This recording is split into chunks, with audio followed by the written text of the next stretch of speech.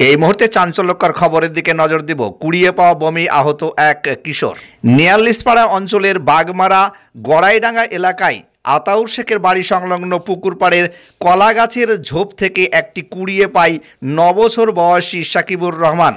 কুড়িয়ে নিয়ে আসা অবস্থায় সেটি ফেটে যায়। ওই শিশুসহ আহত হয়েছেন একজন আনুমানিক 60 বছর বয়সী মহিলা। তার বাড়ি বলরামপুর এলাকায়। বেড়াতে এসেছিল বিআইয়ের বাড়ি। আহতকে ঘটনাস্থল থেকে উদ্ধার করে মুর্শিদাবাদ মেডিকেল কলেজে ভর্তি করা হয়।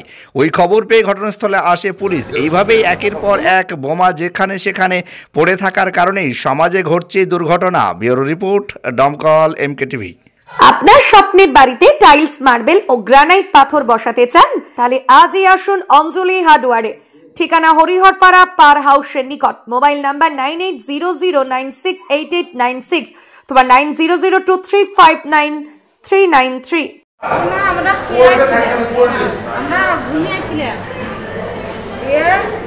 গেছিল ওই আমাদের ওই পাশে বাগান থেকে, বাগান টাগান আছে, ওই বুনে ওই রাখা ছিল।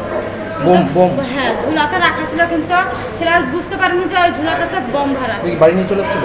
বাড়ি নিয়ে এসেছিল, তারপর দিয়ে এবার ছেলেটা আবার ফুটেছিল, এখান থেকে নিয়ে ছুটিতে লেগে রাখাছিল আর জিনিসটা বাকি। আপনার নাম কি? আমার নাম আলিকা। কজন আহত হয়েছে? দুজন। এর নাম কি? এর নাম সাকিবুর রহমান। কত বছর বয়স? 11 বছর। আপনার নাম? আমার নাম আলিকা। আপনি কি মা? না, আমি মামি। মামি। কোথায় হয়েছে? বাড়ির মাঠে। কোথায়? জায়গা কোথায়? জায়গা বহরা।